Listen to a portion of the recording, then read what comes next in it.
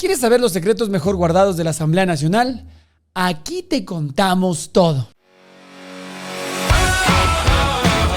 Política nacional, política internacional, el chisme político. Bienvenidos a la nueva forma de hablar de política. Somos los Politólogos EC. Hablemos de política.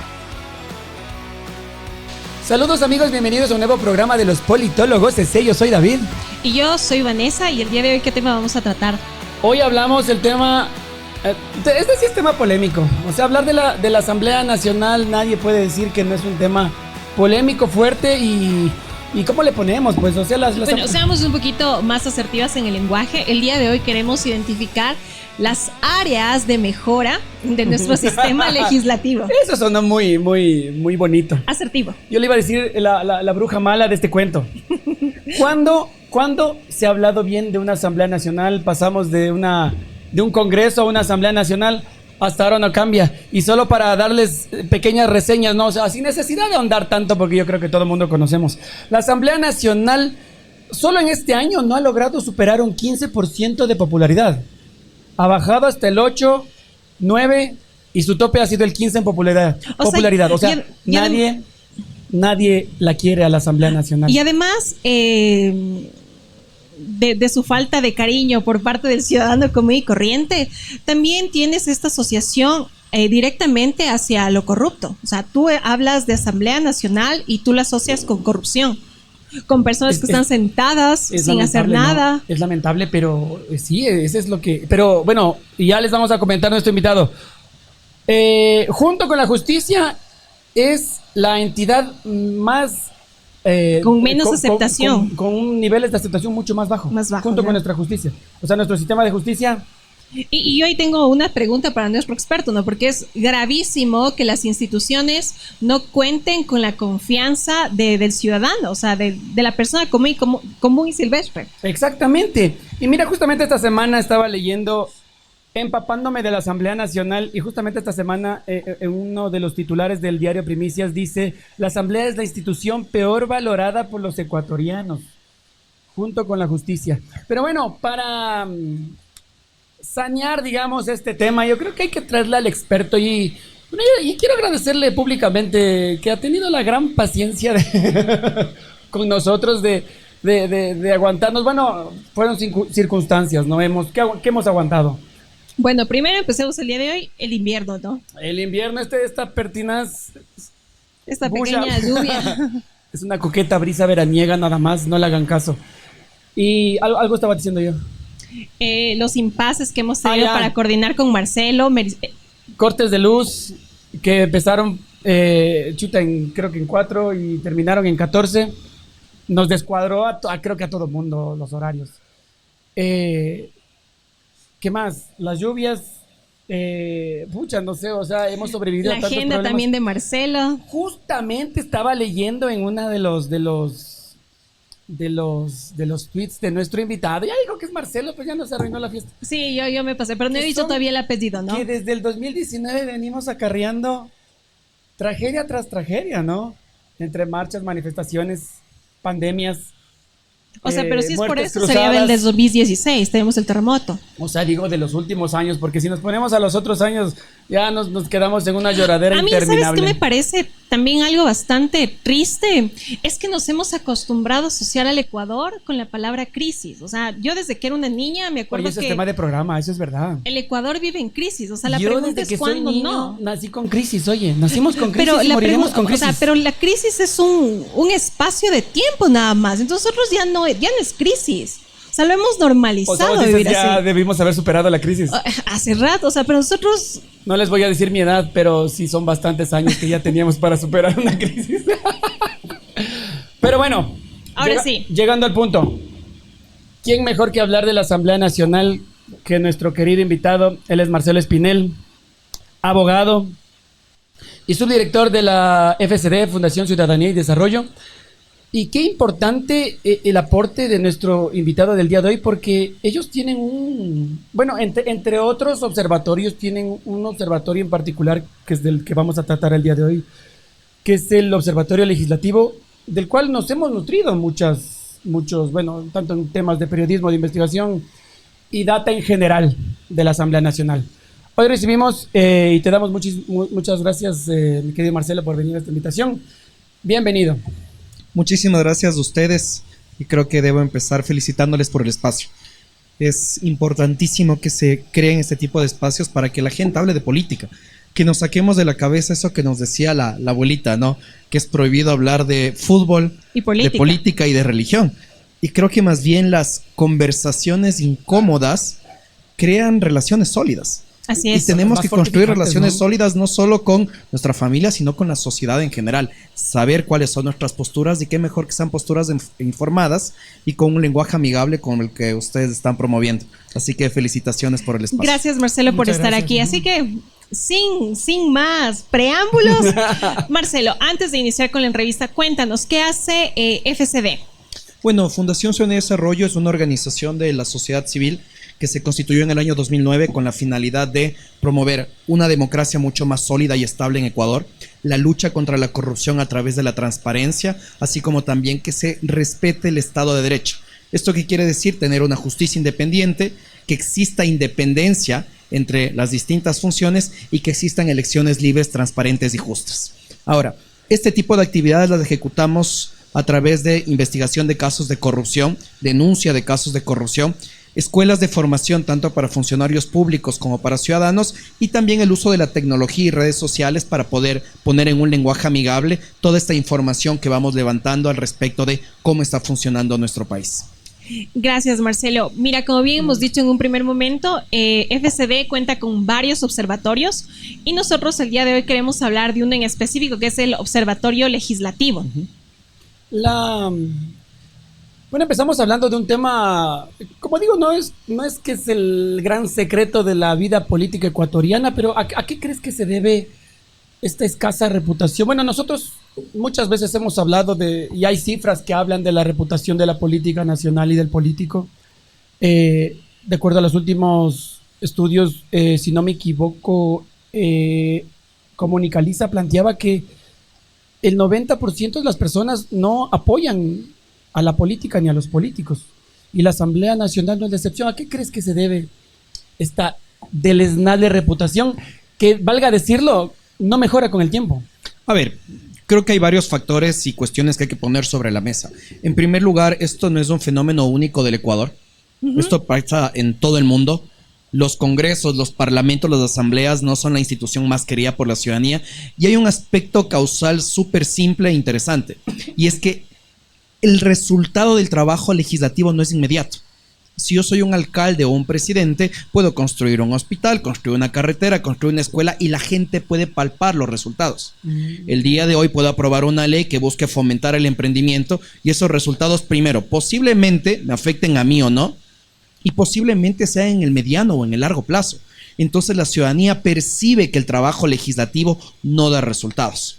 Entonces veamos también ese aspecto. El segundo aspecto que hay que tenerlo en cuenta es que el trabajo legislativo va a ser mejor tanto y en cuanto existan dos factores: alta cultura democrática por parte de la ciudadanía y partidos políticos fuertes. Y de estos dos aspectos carecemos en nuestra sociedad. A la larga, los asambleístas que tenemos no son más que el fiel reflejo de nuestra sociedad y por quienes estamos votando. O sea, bueno, la Asamblea y yo creo que toda nuestra clase política, ¿no? El otro día justo conversábamos en un chat, en uno de los tantos chats que tengo de política. Y claro, nuestra clase política es algo que definitivamente está dentro de nuestra cultura. ¿Por qué nosotros somos así? ¿Vas a preguntar algo? Sí, no hagamos este salto de garrocha, ¿no es cierto? Porque caemos en el lugar común de la asamblea es pésima, etcétera, etcétera, etcétera. Hagamos la explicación para llegar a la conclusión que ya sabemos. Pero cuéntanos algo. A mí me parece interesante lo que tú dices, nuestros partidos políticos, nuestro sistema de partidos. Entiendo que es sistema de partidos, ¿no es cierto? ¿Cuáles son las falencias que tenemos en nuestro sistema democrático justamente para que no funcione nuestro sistema de partidos? Porque mira, una queja muy común y válida es, en un país tan chiquitito, ¿por qué hay tantos partidos políticos? A ver. Y además, perdón, solo para continuar, y además que no terminan representando las reales necesidades del ciudadano común y silvestre. El problema es que hayan muchos partidos políticos o El problema es que esos partidos políticos se financian con nuestra plata. Entonces veamos que hay dos vertientes, ¿no? Porque podrían haber 300 partidos políticos y si ellos ven cómo se financia, a mí no me interesa. Pero si hay 300 partidos políticos que se están financiando con mi plata y que están utilizando la estructura del partido político para poder ser parte de estratagemas de corrupción o beneficiarse indirectamente de ese dinero, ahí tienes un problema. Más allá de esto, que lo podemos profundizar, yo creo que el primer problema que tenemos en nuestro sistema de partidos políticos está relacionado a que no hay ideología en los partidos políticos. Y si es que tú no tienes una ideología clara dentro del partido político, vas a escoger a cualquier candidato para que esté ocupando ese puesto en esa lista y que probablemente llegue a la Asamblea Nacional. Y si es que el ciudadano no ve una ideología clara, no termina votando por la ideología, sino que termina votando por el más conocido. Entonces empecemos. Partido político sin ideología. Sistemas de democracia interna que no funcionan. Porque ahí el que termina escogiendo al candidato, ¿quién es? Es el dueño del partido. No existe un verdadero proceso en el cual las bases digan, quiero que Juanito sea candidato, porque puede ser que Juanito le cae mal al dueño del partido, al presidente del partido, y Juanito nunca va a ser candidato. Existen las primarias en este país. Qué bestia, se iba a preguntar, me robó la pregunta. ¿Existen primarias en este país? Y justo ese es el sistema de democracia interna. El Consejo Nacional Electoral, bajo la premisa de respetar la autonomía de los partidos, no pone reglas claras al respecto de cómo deberían ser las primarias. Acordémonos, por ejemplo, como han existido casos, y voy a poner las dos aristas para que no se vea un sesgo, cuando en el estadio de Laucas, Rafael Correa, bajo votos de aplauso, determinaba cuáles eran los candidatos a la Asamblea Nacional, y también como, por ejemplo, Guillermo Lasso, si no me equivoco, en el año 2021, en la presentación de un libro, determinó él por sí mismo que el candidato a la alcaldía iba a ser Juan Carlos Holguín por el movimiento Creo. Entonces veamos cómo los dos caudillos de dos partidos políticos de tiendas ideológicas completamente distintas no respetan los procesos de democracia interna. Y un último factor: no existe depuración dentro de los partidos políticos. Si es que vemos que nuestro colega de partido comete un caso de corrupción, comete una falta disciplinaria, aparece el espíritu de cuerpo. Hay que cuidar al compañero del partido, en lugar de depurar al partido político y darse cuenta que esa manzana podrida termina afectando a toda la estructura partidista. Ahora, el otro día nosotros tuvimos un invitado, fue Javier Orti, líder de Avanza. Él nos decía que bueno, es un tema debatible, ¿no? Así que se debe hacer una carrera política. De hecho, en países donde hay democracias un poco más fuertes, el hecho de generar una carrera política ha sido bastante bueno, ¿no? Porque son personas, digamos, que van llevando un bagaje de experiencia, de aprendizaje, y finalmente llegan a desarrollar cargos de abajo hacia arriba, que finalmente desembocan, como digo, en el buen mantenimiento de un proceso democrático. Disputas partidistas y políticas siempre va a haber. ¿Tú qué opinas de eso? ¿Podemos hacer una carrera política aquí en este país? A ver, creo que es necesario, creo que ese es el camino, pero aquí, ¿quién termina siendo candidato? ¿El que ha estado militando en el partido político en los últimos 10 años? ¿O el que llegue el día anterior a la inscripción de candidaturas diciendo que puede aportar 10,000, 20,000 o 30,000 dólares para la campaña? Entonces, ¿qué se está poniendo por encima al momento de determinar candidaturas? ¿Una billetera? ¿O la conexión con la ideología y la militancia que se puede hacer en una organización política? Pero también veamos otro aspecto. ¿Cuánto tiempo están durando nuestras organizaciones políticas? El otro día se me venía a la mente que generalmente los partidos políticos que están llegando al poder, llegan a la presidencia de la República, se mantienen vigentes 10 años y desaparecen. Entonces, los únicos partidos políticos que han logrado sostenerse medianamente en los últimos 50 años de democracia es el Partido Social Cristiano. ¿Y cuál más? La izquierda democrática, con sus altos y con sus bajos, con los problemas dentro de la directiva. Izquierda, ¿no? Exactamente. Claro, y el resto de partidos políticos desaparecen. Entonces veamos cómo existe una crisis profunda en nuestro sistema de partidos políticos. Y ojo, con esto culmino este argumento. Esa es una deuda pendiente del trabajo del Consejo Nacional Electoral, porque se ha malentendido que el Consejo Nacional Electoral únicamente tiene que encargarse de organizar las elecciones cada 4 años o cada 2 años, y no es así. El Consejo Nacional Electoral tiene que fortalecer el sistema de partidos políticos, depurar el sistema de partidos políticos y fomentar un voto informado, cosa que no ha hecho. Marcelo, a mí me parece, ya te gané, a mí me parece algo bastante importante que tú mencionas el tema de la ideología política. Y mira, es muy común escuchar a la gente decir esto, que gane quien gane, yo igual voy a tener que seguir trabajando. explícanos la importancia de efectivamente, no es gane quien gane, o sea, quien gana marca las reglas del juego.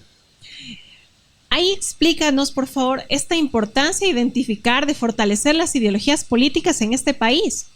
Mira, algo que siempre decimos en la fundación como un mantra es, no queremos que a la gente le guste la política, porque la política en nuestro país es mal llevada. Pero sí queremos que la gente entienda que la política les afecta. Que las decisiones que toman los políticos nos afectan. Y las decisiones que toman los políticos se basan en ideología. Veamos la crisis que estamos atravesando en la actualidad. Son decisiones del presidente de la República acompañado de decisiones de la Asamblea Nacional que se sustentan en dos aspectos. Una visión ideológica, el tal vez querer privatizar o no querer privatizar la generación y transmisión de energía dentro de nuestro país. Pero también se puede evidenciar lo que tú comentabas hace un rato, tal vez el hacer una carrera política, el hacer una carrera dentro del servicio público. Las decisiones probablemente se van a tomar en una mala medida si es que no existe una experiencia previa dentro de lo público. Claro, no hay Veamos los conocimiento últimos de lo dos público. presidentes. Presidentes que han venido del sector privado, en este caso Guillermo Lasso y Daniel Noboa, y que creo que pensaron en algún momento que así como toman decisiones en sus empresas, se toman las decisiones dentro de lo público y no hay mayor tamaño error que eso. Las lógicas de lo público son completamente distintas a lo privado. Y hay este lugar común, ¿no? Si es un buen empresario, va a ser un buen estadista. Que no, como tú bien dices, lo uno no tiene nada que ver con lo otro. Lo uno son garantías sociales y lo otro generación de dinero. Muy, muy aparte. El problema es que a los ecuatorianos nos encanta votar siempre por el Mesías y nos encanta votar por el patrón. Nos encanta votar por ese líder autoritario que nos mande, que nos diga qué es lo que tenemos que hacer, y esas son las consecuencias que lamentablemente vamos a vivir. Un país en el cual no tenemos un pleno conocimiento de nuestros derechos y libertades y los ejercemos adecuadamente, y pues decimos, bueno, ya el presidente ya resolverá, ya llegará la solución. Así es. Al menos yo tengo que seguir trabajando. Veamos hasta cuánto podemos seguir trabajando sin energía, por ejemplo. Claro, y ahora es bien importante este antecedente, ¿no? Vemos problemas de ideología, problemas de partidos, pero una vez, digamos, bueno, ahí se ve también la calidad de candidatos, ¿no? Pero una vez en la asamblea, ¿cuál es el mejor medidor? Porque, bueno, hay tantas variantes, ¿no? Que nos dicen, ¿cuál es el mejor medidor para saber que un asambleísta electo está cumpliendo las funciones para las cuales fue encomendado, ¿no? Que es uno de los poderes del Estado, obviamente es legislar. Pero, lamentablemente, y tú lo sabes, ¿no? Es Vox Populi, que generalmente nos decantamos porque el que más habla, el que en una reunión el que tiene más exposición pública. Más grita. Así es. Claro, más da cancha. Es más mediático, así es. Exacto, es más mediático. Pero finalmente, ¿cuál es, ya técnicamente, Marcelo, cuál es el mejor medidor?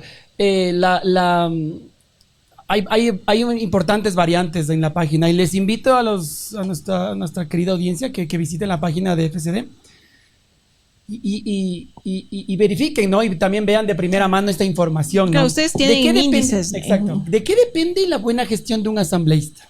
Porque tú sabes, ¿no? Hay asambleístas que, y valga decirlo, ¿no? Aunque parecen 4 años, ¿no?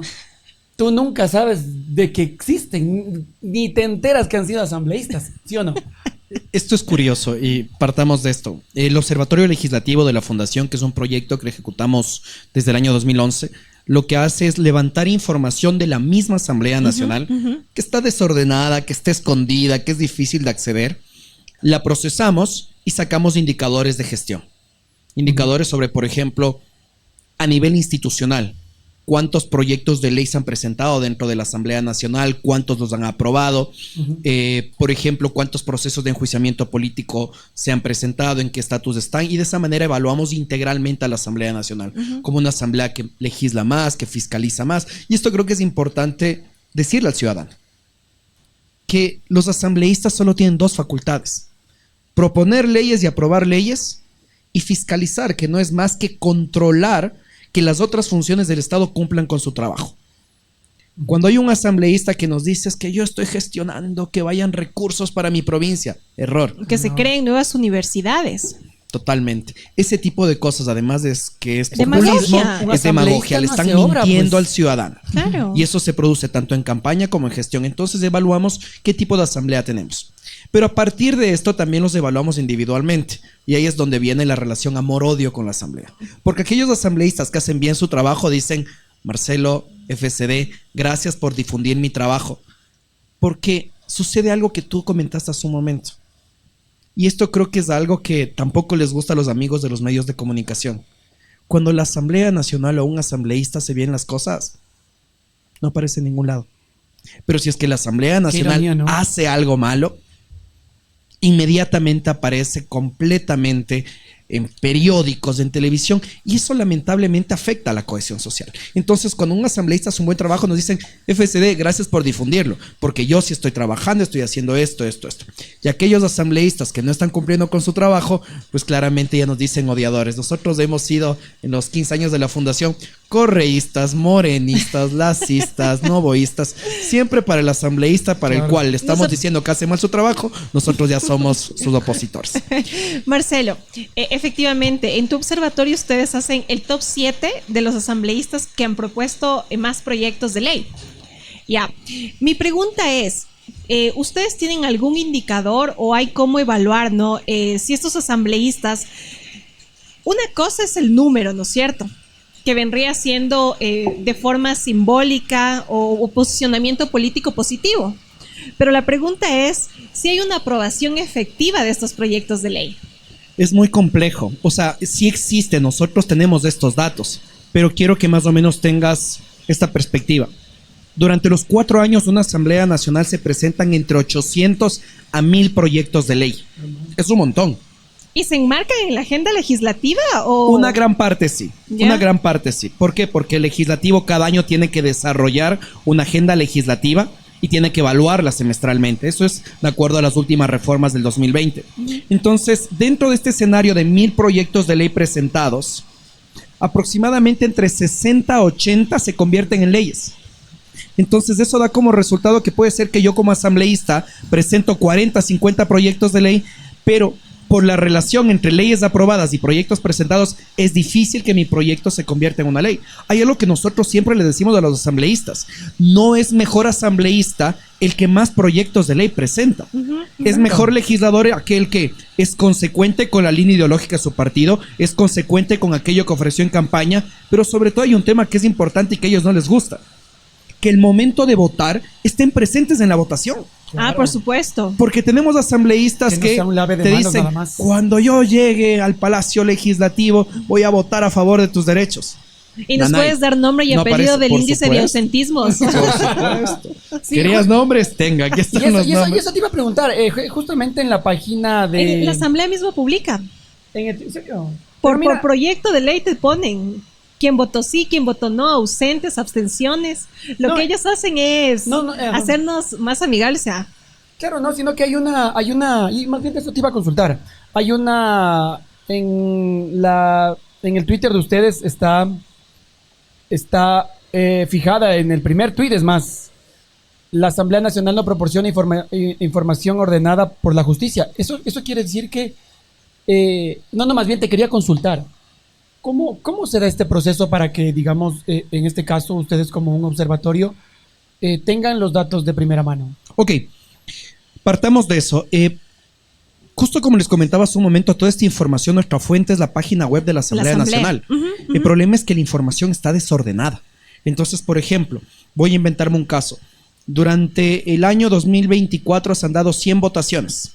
Tú tienes 100 documentos distintos en el cual te dice votación número 1, declarar patrimonio al mazapán. Votación número 2, declarar patrimonio al tamarindo. Entonces tienes un documento por cada votación y no tienes un consolidado. Entonces, ¿qué es lo que nosotros hacemos? Es sistematizar cada uno de los documentos de votación para poder tener el balance consolidado de cada legislador. Y lo mismo hacemos con pedidos de juicio político, con observaciones a proyectos de ley cuando se transparentan, y de esa manera sacamos nuestros indicadores. Pero también, ¿por qué se da esto? Brevemente, la Ley Orgánica de la Función Legislativa manda a transparentar una serie de ítems a la Asamblea Nacional. Lamentablemente, la Asamblea no transparenta todo. Y eso ha hecho que nosotros identifiquemos posibles estratagemas de corrupción. Por ejemplo, llegan asambleístas están en la constatación de quórum, que es cuando les toman lista. Dicen, sí, aquí presidente, presente, señor presidente. Después se van. Aseguraron ya su sueldo del día, no están presentes en ninguna de las votaciones y de esa manera se lavan las manos con la labor que le encomendamos los ciudadanos. Por eso es que nosotros no analizamos la constatación de quórum, analizamos la participación en votaciones, que es la representación efectiva del ciudadano dentro del Parlamento. Entonces les voy a dar un par de datos porque se confirma lo que tú dijiste, Vane, y que no pasa solo en esta asamblea, sino que pasa también en las anteriores. De todas las votaciones que se han dado en este periodo legislativo extraordinario, tú tienes, por ejemplo, que los asambleístas que más faltan son precisamente los que más vemos en la televisión. Del 100% de votaciones posibles, la asambleísta que más ha ausentado es Marcela Holguín, de la Revolución Ciudadana. Ella ha asistido al 64% de las votaciones. Eso quiere decir que en el 36% restante no está ella ni está su suplente. Porque, ojo, podría encargar a su suplente y de esa manera el porcentaje... Simplemente ese voto se pierde. Se pierde. Lo sigue Javier Jurado, ahora de ADN, antes de la Revolución Ciudadana. La que sigue también llama la atención. Valga decir el camisetazo. Podemos hablar de las cifras de camisetazo también. Buenas. La tercera que sigue y que también llama la atención es Valentina Centeno, que es la jefa de bancada de ADN. Entonces veamos cómo Valentina Centeno prefiere estar defendiendo al presidente de la República en lugar de estar votando en los medios de comunicación, en lugar de estar votando. Ella tiene igual el 66% Valga decirlo, de presencia. Valentina Centeno es tremendamente mediática, ¿no? Total. Tremendamente mediática. Pero con razón que mientras yo viajaba a Manta nos encontramos en el avión, pues en vez de estar sentada en la asamblea. Pero David, permíteme, te pongo un ejemplo. En periodos legislativos anteriores, los más faltones eran Fabricio Villamar, los más faltones era Cristina Cronfle, los más faltones era Cintia Viteri, Lourdes Tibán. Entonces eran asambleístas que te decían, es que entienda que me vinieron a visitar, es que el canal de televisión, es que esto. Prefieren atender a otras personas en lugar de cumplir su labor. Cumplir con su competencia, que es para lo que mis queridos están amigos, ahí, así los es. que más salen en la tele. Ojo con eso. ¿Qué más, Marcelo? Después sigue Ferdinand Álvarez, igual ex Revolución Ciudadana, ahora ADN, con 67% de asistencias, tiene un 33% de ausencias. Mónica Salazar, Sofía Espín y Juan Molina, los otros tres igual de la RC, que tienen menos de 75% de asistencias y más o menos un 25% de ausencias. Ahora, si ustedes se fijan y decimos brevemente, los que más asisten son nombres que no son conocidos, unos que otros. José Maldonado de la RC ha asistido al 99.71% de las votaciones, es perfecto. Bien. Ricardo Ulcuango de la RC, lo propio. Es el asambleísta ideal. Habría que, por ejemplo, eso cruzarlo, y esos son datos interesantes que nosotros le damos al ciudadano. Es decir, mira, me voy a inventar. José Maldonado va a buscar tu voto nuevamente. Evalúa si fue a votar. Claro. Por otro lado, evalúa si presentó proyectos de ley o no, evalúa si presentó pedidos de información, ¿no? O solicitudes de fiscalización. Ojo, también nosotros hacemos un análisis, no en todos los casos, de un fact-checking del discurso. Porque hay muchos asambleístas que están en el pleno de la Asamblea Nacional diciendo, me voy a inventar, el Estado ecuatoriano ha gastado 80 millones en seguridad. Y es como que, oye, no han gastado tanto. Claro. Entonces, de esa manera vemos cuáles son los asambleístas mentirosos, ¿no? Porque esa mentira dentro del pleno puede influir en la ley, ¿no?, que se pueda aprobar. En el Twitter tienen publicado el verdadero falso y el engañoso. Exactamente. ¿Este proceso de verificación se hace de todos los asambleístas o una muestra? Nosotros escogemos únicamente temas controversiales en los cuales se puede hacer la verificación, porque si un asambleísta comienza a dar discursos de respecto de si el mazapán es patrimonio o no debe ser patrimonio, es un poco subjetivo. Perfecto, es difícil. Ahora, Marcelo, hay una... Tú sabes que en la actualidad mucho se está hablando del joven, del voto joven, de la que hay que capacitarle al joven y que hay que darle trabajo al joven. Entonces el joven se ha convertido y las votaciones, ¿no? Trabajamos por los jóvenes, claro, cuando identificaron que casi llegaban las últimas votaciones al 50% del padrón electoral. Entonces se centralizó al joven en una especie de idolatría necesaria para consolidar o efectivizar llegar al poder, los votos a favor. Ahora, de acuerdo a la página del Observatorio Legislativo, hay que se consideran jóvenes, ¿no? Que es la generación Z, aquí catalogada de 11 a 26 años, donde hay 7 asambleístas ¿Qué tal ha sido el trabajo de estos 7 jóvenes brillantes, centennials, los futuros de la patria? ¿Cómo crees que se ha desarrollado el trabajo de ellos? A ver, vamos por partes. Yo creo que hay que considerar cuál es nuestro padrón electoral. Y la composición de nuestro padrón electoral en un 60-70% son personas de menos de 40 años. Entonces, las estrategias comunicacionales de los candidatos y de los políticos tienen que orientarse a quienes van a ser sus votantes. Y eso también es interesante porque se ha podido identificar que el nicho fuerte del correísmo cada vez es menor porque las nuevas generaciones no estuvieron presentes en este boom del correísmo entre 2009 a 2015. Ni siquiera lo entienden a veces, ¿no? Exactamente, entonces eso hace que, totalmente, eso hace que los partidos políticos traten de orientar sus estrategias hacia redes sociales en donde están pues los millennials. Acordémonos, por ejemplo, la campaña de Javier Herbas hace un par de años atrás, cómo era controversial, pero buscaba este voto joven y le dio resultados. Pero yo creo que una cosa es buscar el voto joven, y aquí vienen los dos matices. La otra es aprobar la ley del gamer en la Asamblea Nacional, creyendo que con eso nos vamos a congraciar con los jóvenes y vamos a buscar su verdadera incorporación dentro del mercado laboral, que es la preocupación. Y ahí parto al segundo matiz. Cada legislador, a ver, yo no necesito que el legislador joven sepa de física cuántica. Yo no necesito que el legislador joven comience a legislar al respecto de energías renovables. Si es que el legislador joven me pidió su voto por ser joven, necesito que pelee por los derechos de los jóvenes. Así es. Necesito que busque estas oportunidades laborales, estas oportunidades en materia de educación universitaria. Valga la pena mencionar que Ecuador es uno de los países de la región que menos inserción universitaria tiene y que menos graduados en estudios universitarios tenemos a nivel regional. Esto es extremadamente preocupante. Gravísimo. Entonces, hay que identificar si, por ejemplo, voy a poner un caso que es el primero que se viene a la mente, no quiero que se interprete mal, Valentina Centeno, que está dentro de este rango de jóvenes, está defendiendo más a la bancada y que estaría bien, pero si es que también tiene una perspectiva de legislar por y para los jóvenes. No se ha visto, por ejemplo, dentro de las reformas que ha aprobado la Asamblea Nacional en el último año, iniciativas en pro a los jóvenes que vayan a tratar de satisfacer las necesidades de, ojo, que en el futuro van a ser sus mayores votantes. Así es. ¿Vale? Sí. Voy.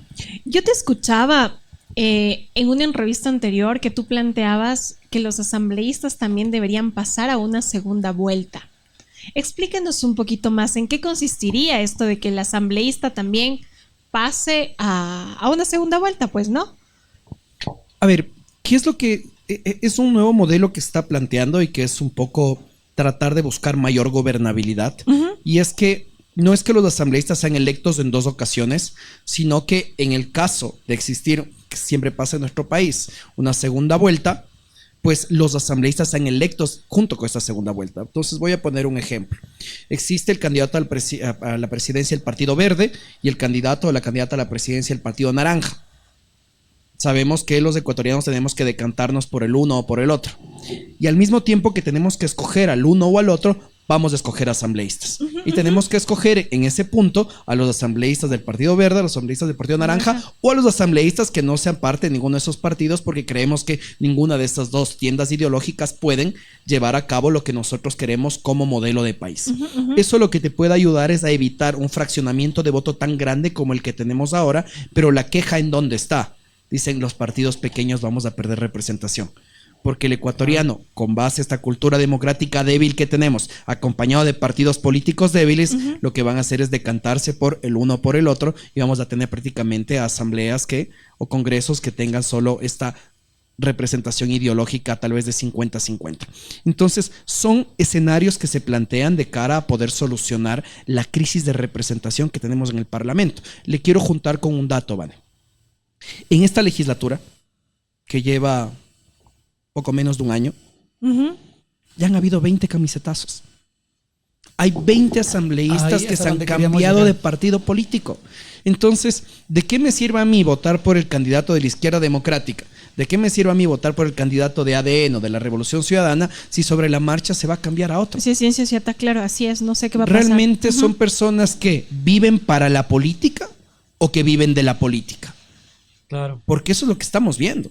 Y cuando existe un camisetazo, cuando existe un asambleísta que se sale de su partido, se convierte en una ventana para la corrupción, porque probablemente al gobierno le interesa ese voto, probablemente a la oposición le interesa ese voto y van a ofrecer algo a cambio de ese voto.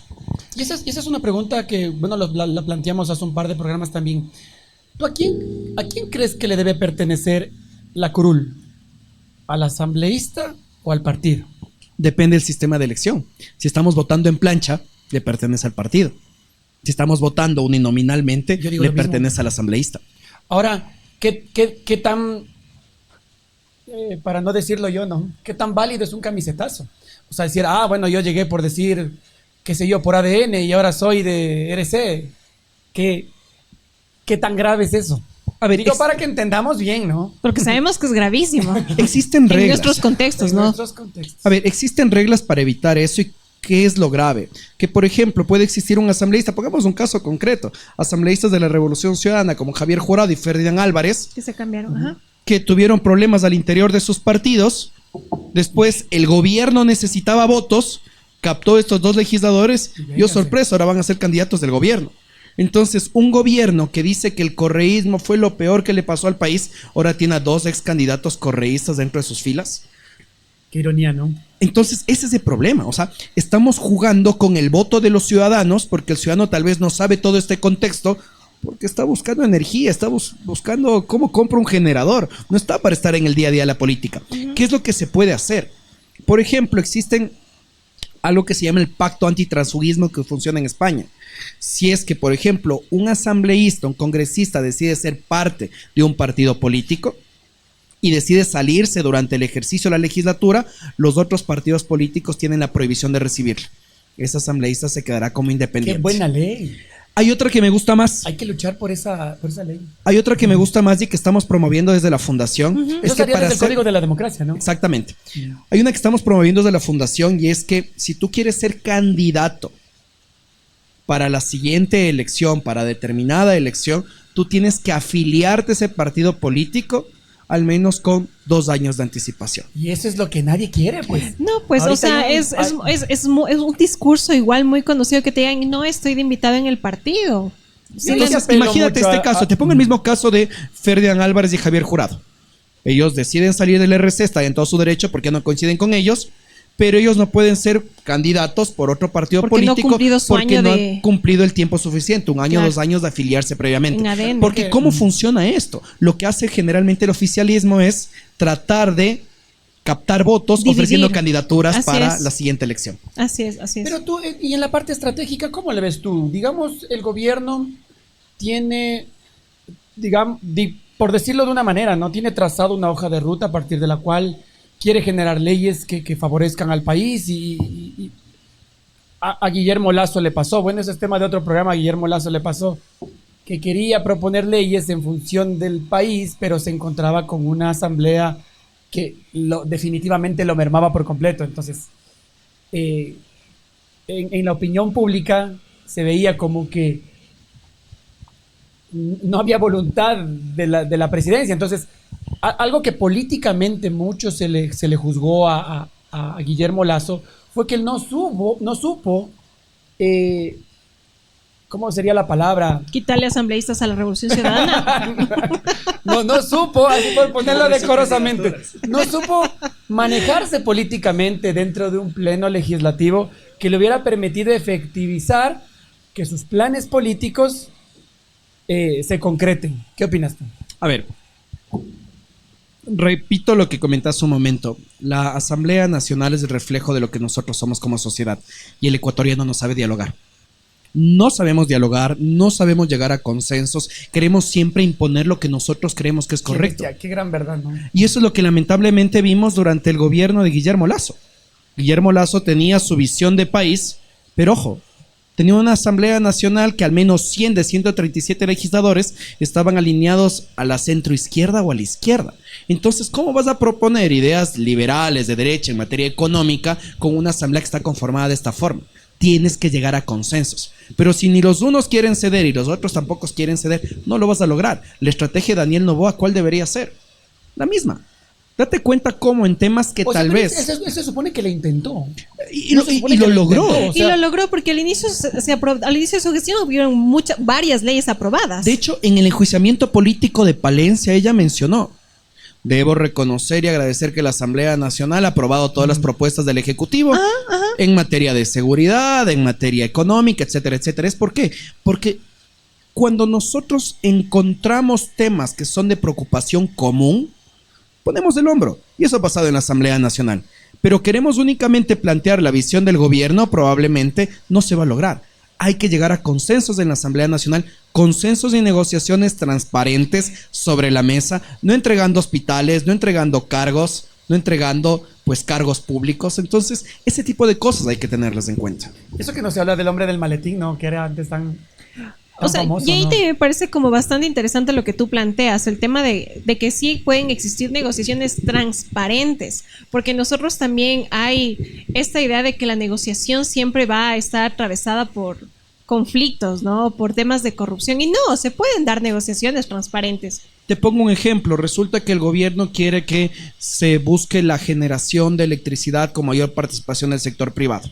Y hay que ponerlo en debate. Se lo pone en debate, se lo pone en aspectos técnicos, establecemos hasta qué límite, qué tipo de sectores, quienes están prohibidos de generar para evitar conflictos de intereses, pero si inmediatamente nos cerramos a nuestra posición, difícilmente lo vas a lograr. Pero al mismo tiempo, dentro de esas negociaciones se establecen cuáles son las prioridades de la Asamblea Nacional. Puede ser que la prioridad de la Asamblea Nacional sea que el presidente pues considere con mayor apertura los proyectos de ley que están aprobando y que no los esté vetando totalmente, como está pasando. El presidente de la República ya veta totalmente a 7 proyectos de ley aprobados por el legislativo.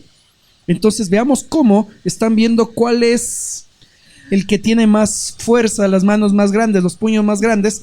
Lamentablemente nos han llevado a eso a los ecuatorianos y no tenemos una Asamblea Nacional que se enfoque en resolver las necesidades de los ciudadanos. Y por eso es que no confiamos en la institución. Exacto, y mira, yo iba a eso.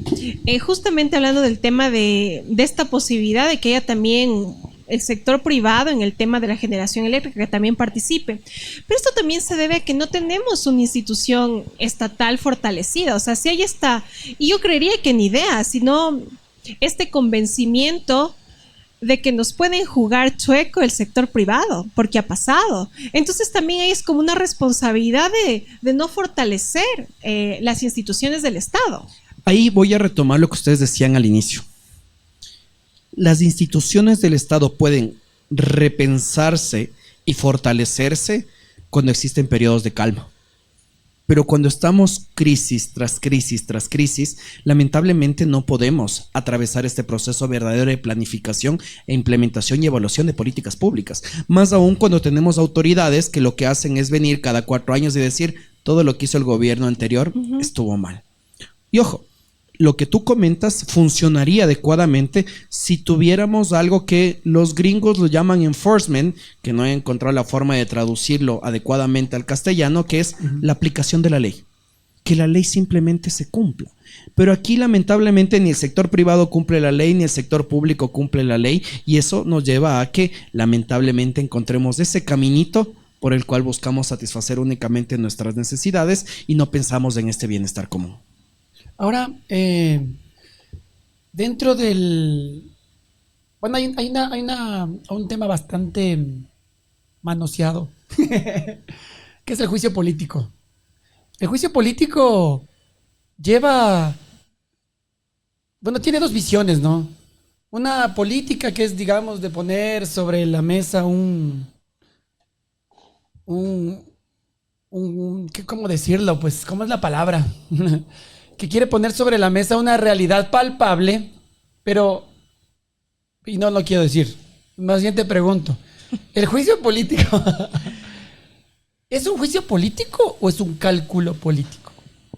Yo creo que lamentablemente se ha malutilizado la figura del enjuiciamiento político y tenemos enjuiciamientos políticos a la carta. Es decir, estamos a puertas de un proceso electoral. Tenemos que posicionar, no, tranquilo, yo no tengo pelos en la lengua. Y como no me debo a ningún partido político, hermano, verás, como estamos a puertas de un proceso electoral, tenemos que posicionarnos como oposición, comencemos a presentar enjuiciamientos políticos.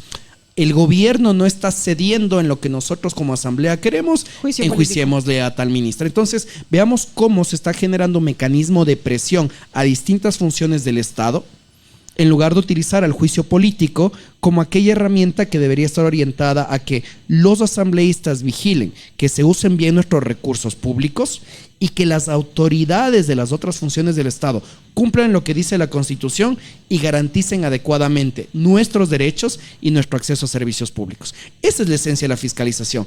Pero hoy ¿no crees que a veces sí latina? O sea, el juicio político latina, por ejemplo. El más polémico que hubo la semana anterior, Mónica Palencia. Hasta ahora estamos esperando el plan Fénix, ¿no? Claro que, o sea, chutas, hay pros y contras, correístas, anticorreístas, pucha, en ese tipo de cosas es marcadísimo. Pero muchas de las peticiones, digamos, de los interpelantes son justas. Yo mismo le decía a Vanessa, le digo, muchas de las cosas que dice Paola Cabezas son justos. Yo no soy correísta porque ya, claro, ya me va a caer. Yo no quiero hablar por Paola Cabezas, quiero hablar por la razón, la esencia del juicio político, que tú sabes, al final del día sí se politizó y se hizo un gran show y fueron todos los ministros a hacer una barra brava y toda la cosa. Pero ¿tú crees que también carga cierta línea de justicia un juicio político? A ver, yo creo que... hablemos del de Mónica Palencia, o sea, sin perfecto, pero veamos el bosque, no veamos el árbol. Se da la intromisión en la embajada, el gobierno sabía lo que se venía y, oh sorpresa, presenta 3 pedidos de juicio político en contra de los exministros de Lazo. ¿Por qué? Porque la ley determina que los juicios políticos tienen que ser tratados en el orden en el que fueron presentados. Entonces dijeron, bueno, hasta que se traten estos juicios políticos, nosotros ya no seremos parte del gobierno. Después, ¿qué es lo que vino? El retiro de las firmas de estos juicios políticos. ¿Para qué? Para que se trate más rápido el de Palencia, para irse en contra de la estrategia que tuvo el gobierno. Date cuenta cómo existe este muñequeo, ¿no? Este juego maniqueo. Este maniqueo, no es muñequeo, este maniqueo. Posterior a eso, tienes la intromisión de la justicia en una decisión netamente política legislativa, algo que no debería darse dentro de las lógicas de un Estado de Derecho. Se dice, ok, tiene que volver a tratar estos juicios políticos, falencia normativa, la ley orgánica de la función legislativa determina que la comprobación de requisitos de los pedidos de juicio político no solo está en el Consejo de Administración Legislativa, sino también en la Comisión de Fiscalización. Dicen, oh, ya no hay las firmas, ya no podemos continuar con estos juicios políticos, retomemos Palencia. Vamos al caso Palencia. Ponen un escenario en el que los ecuatorianos vemos que el uno se insulta con el otro, que el uno golpea la mesa más fuerte que el otro se sale tirando la puerta y empujando a medio mundo. Un show, así Eso es lo que vemos los ciudadanos de la Asamblea Nacional. Es la imagen que tenemos. ¿Ves un enjuiciamiento político? No, ves un show. Después de eso se da el juicio político y voy a hacer como decía de una manera jocosa una asambleísta del RC. Aquí tengo el plan de seguridad de China. Claro, es el plan o sea, de nos los muestran gringos. una carpeta en la que nos dicen, aquí está el famoso plan Fénix. Después, el tema de la reducción de las cifras. Que hasta ahora no es latente. De las cifras de inseguridad es subjetiva, porque el gobierno te dice, bueno, ya no tenemos 100 muertos, tenemos 99. Entonces estamos siendo efectivos. No es así. Yo no quiero que me digan cuál es la estrategia para atrapar a Fito. Pero sí quiero que me digan, por ejemplo, cuáles son las estrategias de prevención de violencia que va a implementar el Estado ecuatoriano para que, por ejemplo, los niños en Durán, los niños de Nueva Prosperina puedan acceder a escuela y colegio, porque esa deserción escolar los hace mucho más propensos a ser parte de los GDOs. Ese tipo de estrategias deberían estar en el plan Fénix y deberían decirnos cuáles son. Lo mismo sucede con los temas referentes a rehabilitación social. Entonces, el gobierno se escuda en el que el plan Fénix es la panacea, pero que también es reservado, y a la larga lo único que termina siendo el plan Fénix es una estrategia comunicacional que a través de lindos TikToks nos tienen convencidos los ecuatorianos que el gobierno resuelve. O sea, y de hecho nuestra hipótesis es que es lo que le permitió ganar, porque hicimos un programa. Porque el Consejo Nacional Electoral publicó, o sea, una noticia donde en el plan inicial de Daniel Noboa no había ningún plan Fénix. Ya en campaña electoral de la segunda vuelta, como tú bien dices, sale un super TikTok ayudado por Jan Topi, que también que prestó la sala. Exacto. Y aquí tenemos, o sea, el plan Fénix, que es sacar a los militares. Déjame, te hago una primicia y aprovecho para hacer pauta. FCD es parte de un conglomerado de organizaciones que estamos impulsando el proyecto Democracia Activa.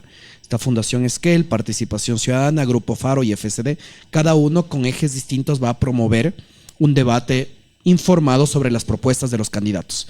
Entonces, en la página web de Grupo Faro, por ejemplo, vas a ver Ecuador Decide, que va a mostrar todas las propuestas de los candidatos en distintos ejes. Y nosotros desde FCD vamos, en cambio, a hacer una evaluación de lo que dicen los candidatos en los medios. La verificación, el fact-checking. Para ver si es que, por ejemplo, sucede lo que tú acabas de comentar, de que un candidato en su plan de trabajo no tiene nada al respecto de seguridad, pero en los medios de comunicación se mata diciendo que va a hacer esto. De esa manera que los ciudadanos tengamos más insumos al momento de votar. Para tomar una decisión informada, así es. Bueno, y volvemos al chisme político. Me quieren jalar la lengua ustedes, eso es lo que pasa. ¿Más vinito? En los datos, en las cifras que ustedes ponen, no se encuentran cifras de los asambleístas impuntuales. ¿Por qué? ¿No hay esa información? ¿No les entregan? A ver, te cuento, sí la hay, y ahí está justo lo que decía David hace un momento. Nosotros solicitamos esta información a la Asamblea Nacional presidida por Henry Kronfle, nos negaron, acudimos a la justicia nos dio la razón y le obligó a la Asamblea Nacional a entregar una gran cantidad de información. Es lo que está publicado en el tweet. Exactamente, inicial, pero ¿no? mis amigos, tengo que comentarles que ha sido un vía crucis. Esa audiencia se celebró en junio aproximadamente. Junio, julio, agosto, septiembre. Han pasado casi 4 meses y recién tenemos información parcial. Por 2 razones, porque la justicia se demora en entregarnos la información que la Asamblea ya había entregado, pero también porque la Asamblea sigue sin entregar la información completa. Nosotros ya estamos analizando algo que va un poco más allá de la puntualidad, y es que la normativa de la Asamblea, Vane, determina que si un asambleísta llega tarde a una sesión, se le descuenta parte del sueldo. Entonces le pedimos información a la Asamblea Nacional que nos dé una constatación de si se hicieron estos descuentos o no. Tenemos las sospechas de que no se han hecho estos descuentos. Entonces es una gran cantidad de información que le estamos analizando. Esperamos tener resultados en los próximos meses para ver si realmente se está respetando lo que dicen ellos, los sagrados recursos de los ecuatorianos. Y exacto, mira, a mí me gustaría justamente, no es un tema de molestarle al asambleísta, o sea, como estarle viendo el mínimo, buscar la puntualidad, pero no dejan de ser funcionarios públicos que se deben al ciudadano, a la ciudadanía. O sea, si alguien gana 5,000 al mes, lo mínimo que se espera es que llegue puntual, ¿no? Exacto. Es que es súper simple, Vane, mira, y a eso voy. Yo como presidente de la Asamblea o presidente de comisión convoco a una sesión a las 9 de la mañana y la estoy instalando recién a las 10 de la mañana, claro. Hay 2 razones. O están acordando votos previamente para que la sesión se pueda llevar de una manera mucho más fluida, que es válido, pero están empezando tarde, hay que descontarles. O la otra es que simplemente a los asambleístas se les están pegando un poquito las sábanas y están llegando tarde al pleno del legislativo. Que no debería pasar, ¿no? Ahora, bueno, en honor al tiempo, ¿no? Qué bestia, se me ha pasado el tiempo volando. Ha sido una charla bastante enriquecedora. Y para culminar, nada más te quería consultar. ¿Nosotros qué nos corresponde como ciudadanía? Me encantó lo que dijiste. Si nosotros tenemos, bueno, no solo los asambleístas, los gobernantes que tenemos es producto de nuestra cultura, de nuestra práctica diaria. De ahí salen nuestros gobernantes, ¿no? Desde la psicología sería el espejo. Exacto, son el espejo, el reflejo de lo que nosotros somos, y eso es verdad. Ahora, ¿qué crees que nos corresponde a nosotros como ciudadanía respecto de en este caso, la Asamblea Nacional? A ver, mira, hay otro mantra en la fundación, que es igual una frase bastante cliché, que el peor castigo para quienes no se interesan en política es ser gobernado por quienes sí se interesan. Y si es que los individuos no nos involucramos un poco más en tratar de informarnos, lamentablemente pues vamos a seguir escogiendo a candidatos que no estén llevando nuestras necesidades a esos espacios de decisión. Creo que es importante que en la actualidad, que ahora tenemos tantos recursos, los utilicemos para informarnos. Encuentras medios de comunicación nativos digitales, otros que no son nativos digitales, que te están informando sobre qué es lo que están proponiendo los candidatos. Y de esa manera también utilizar herramientas que han creado no solo FCD, también otras fundaciones que están promoviendo voto informado. Y creo que es importante tratar de buscar que ese voto ya no solo sea informado, sino que sea responsable. Pero también culmino con algo. Creo que tenemos que dejar de creer que nuestra participación en democracia se limita a ejercer nuestro voto cada 4 años, sino que se extienda a controlar el mandato que le dimos a nuestras autoridades. Exacto. Cuando le preguntamos a una persona, oye, ¿sabes cuál es tu asambleísta? No, yo solo voté.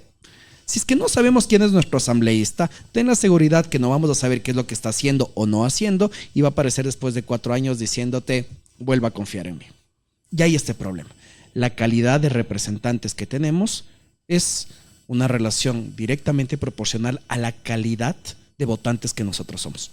Exactamente, muchísimas gracias, Sí. te queremos agradecer de verdad, qué interesante charla, realmente se nos queda corto el tiempo para hablar de la asamblea. Bueno, mi conclusión, ¿no? Es importante para nosotros entender que es una correspondencia, a mí me encantó lo que dice Marcelo, es estar informados. O sea, si nosotros no estamos informados, simplemente nosotros votamos por pasiones porque nos dijeron, si limitamos como decía Marcelo, nos limitamos nuestra democracia a exclusivamente ir un domingo a sufragar con las peores ganas del mundo, créanme que eso es algo que se ve reflejado en el país que nosotros tenemos actualmente. El hecho de nosotros estar informados, saber a quién elegimos, por quién estoy dando mi voto, cuán informado estoy no solo de mi candidato, sino de todo lo que es el entramado político, que es de los grandes fines de este programa, es una correspondencia de todos. Mi querida Vane. Bueno, sí, yo insisto con lo que tú acabas de mencionar, recordarle a la ciudadanía que solo un análisis crítico, un análisis reflexivo respecto a las dinámicas alrededor del legislativo nos van a permitir caminar hacia una democracia representativa fortalecida. Y sin lugar a dudas, esto hace eco en que vaya a ser eficiente y alineada, como siempre digo, a las necesidades de la ciudadanía. Eso, mis queridos amigos, eso ha sido todo por hoy. Nos fuimos de largo. No se olviden Compartir, comentar y seguir a los politólogos. síganos en nuestras redes sociales y sigan al Observatorio Legislativo. Aquí tengo la página, se me está yendo. Está como observatoriolegislativo.es, donde van a encontrar otros observatorios y mucha información muy importante para nuestra democracia. Muy útil para el proceso de campaña electoral que ya estamos a puertas, así que Exacto. des el tiempito y visite FCD. Y para ¿Ustedes tienen redes formarnos. sociales? No. Sí, Estamos como FCD-Ecuador. ya. FCD-Ecuador. Les vamos a poner en la descripción por si acaso. Eso ha sido todo, mis queridos amigos, por el día de hoy. Nos vemos la próxima. Qué tenaz. Un gusto. Gracias, Marcelo. Muchas Encantado. gracias.